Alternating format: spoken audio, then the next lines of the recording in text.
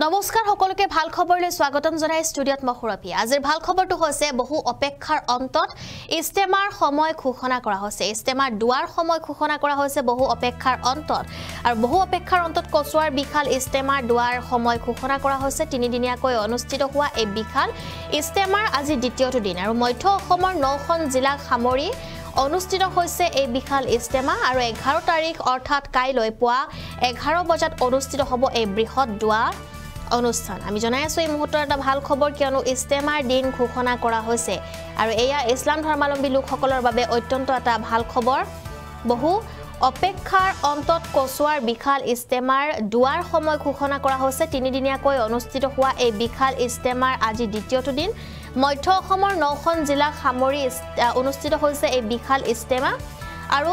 কাইলৈ কচুৱাত অনুষ্ঠিত হোৱা এই বিখাল ইস্তেমাৰ অন্তিমটো দিন আৰু অন্তিমটো দিনটোতে লক্ষাধিক ইছলাম ধৰ্মাৱলম্বী লোকসকলে একেলগে কৰিব দুৱা 11 তাৰিখ অৰ্থাৎ কাইলৈ পুৱা 11 বজাত অনুষ্ঠিত হ'ব এই বৃহৎ দুৱা অনুষ্ঠান ইতিমধ্যে কচুৱাৰ এই বিখাল ইস্তেমালৈ কেবাজনো বিশিষ্ট অতিথি আহি উপস্থিত হৈছে আৰু এই অতিথিসকলৰ উপস্থিতিতেই লাখ লাখ লোকে বিশ্ব শান্তিৰ বাবে একেলগে আল্লাহৰ ওচৰত দুৱা কৰিব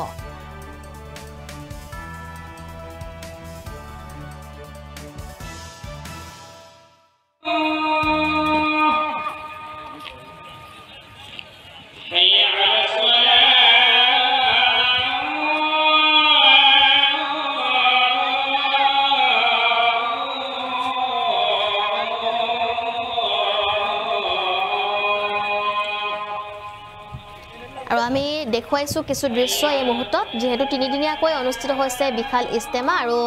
তিনিদিনীয়াকৈ এই বিখাল ইস্তেমা অনুষ্ঠিত হোৱাৰ আজি দ্বিতীয়টো দিন আৰু মধ্য অসমৰ 9খন জিলা সামৰি অনুষ্ঠিত হৈছে এই বিখাল ইস্তেমা আৰু অহা কালি কচুৱাত যেটো অনুষ্ঠিত হোৱা এই বিখাল ইস্তেমাৰ হ'ব অন্তিমটো দিন আৰু অন্তিমটো দিনটোতে লক্ষাধিক ইছলাম ধৰ্মাৱলম্বী লোকসকলে একেলগে কৰিব দুৱা প্ৰাৰ্থনা 11 তাৰিখ অৰ্থাৎ অহা কালি পুৱা 11 বজাত অনুষ্ঠিত হ'ব এই বৃহৎ দুৱা অনুষ্ঠান ইতিমধ্যে কচুৱাৰ এই বিখাল ইস্তেমালৈ কেবাজনো বিশিষ্ট অতিথি আহি উপস্থিত হৈছে আৰু এই অতিথিসকলৰ উপস্থিতিতেই লাখ লাখ লোকে বিশ্ব শান্তিৰ বাবে একেলগে আল্লাহৰ ওচৰত কৰিছে দুৱা আৰু কাইলৈ আল্লাহৰ ওচৰত দুৱা কৰিব লাখ লাখ লোকে লক্ষাধিক লোক ইয়াত আহি উপস্থিত হৈছে বিশিষ্ট ব্যক্তিসকল আহি উপস্থিত হৈছে আমি সামূহিক দৃশ্য এই মুহূৰ্তত দেখুৱাই আছো বহু অপেক্ষাৰ অন্তত কচুৱাৰ বিখাল ইস্তেমাৰ দুৱাৰ সময় ঘোষণা কৰা হৈছে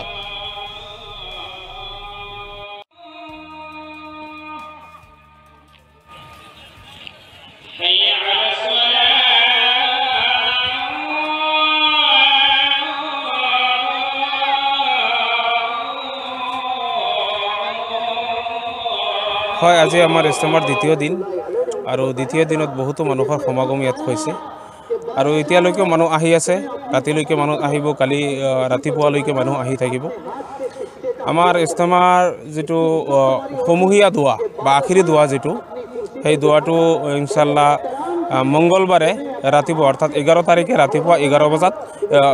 অনুষ্ঠিত হ'ব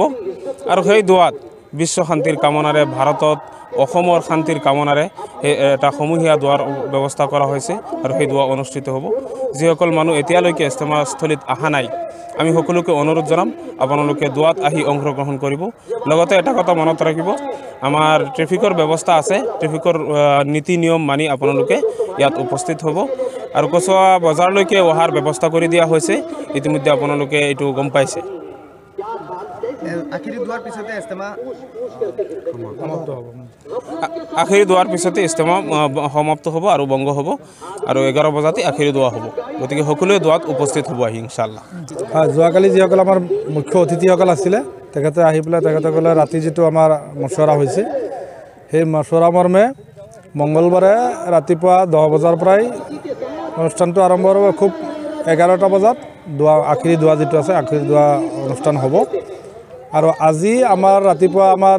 বিভিন্ন ট্ৰেফিক যিবিলাক আছিল আৰু পাৰ্কিং ইনচাৰ্জসকলৰ লগত যে আমাৰ বৈঠক হৈছে আমি এতিয়া ডাইৰেক্ট ইস্তেমালৈ অহাৰ ব্যৱস্থা কৰিছোঁ কচুৱা বজাৰৰ পৰা তিনিআলি বজাৰৰ পৰা কচুৱা বজাৰৰ যেটো ফিল্ড আছে হায়াৰ ছেকেণ্ডাৰী সন্মুখত আছে আৰু হাতলুঙ্গা ৰোডত পাৰ্কিঙৰ ব্যৱস্থা হৈছে ইস্তেমাস্থলীত ডাইৰেক্ট আহিব পৰা ব্যৱস্থা আছে গতিকে যিসকল ব্যক্তি আজি আহি আছে ইস্তেমালৈ তেওঁলোকে তিনিআলি বজাৰৰ পৰা আৰু বগৰীতলা ৰাস্তা দি 2টা ৰাস্তা দি ডাইৰেক্ট আহি পেলাই ইষ্টেমাস্থলীলৈ সোমাব পাৰিব। কচুৱা বজাৰ ফিল্ডত গাড়ী থৈ লগে লগে ইষ্টেমাস্থলী আছে। গতিকে তেওঁলোকৰ সুচল ব্যৱস্থাৰ কাৰণে আজি আমি যোৱাকালি যিবিলাক ৰুট মেপ আছিল আগৰ ৰুট মেপখিনি সলনি কৰি ৰাতিপুৱা আমি এটি সিদ্ধান্ত লৈছোঁ যাতে কোনো ৰাইজৰ অসুবিধা নহয়, বিনা দ্বিধাই তেওঁলোকে আহি ইষ্টেমাস্থলীত প্ৰৱেশ কৰিব পাৰিব। আৰু ইতিমধ্যে দেখা গৈছে আমাৰ মানুহ আহি উপস্থিত হৈছেহি। গতিকে সকলোকেই এই অনুষ্ঠানত আশীৰ অনুষ্ঠানত বা আজিৰ এই অনুষ্ঠানত উপস্থিত থকাৰ কাৰণে আহ্বান জনাইছোঁ।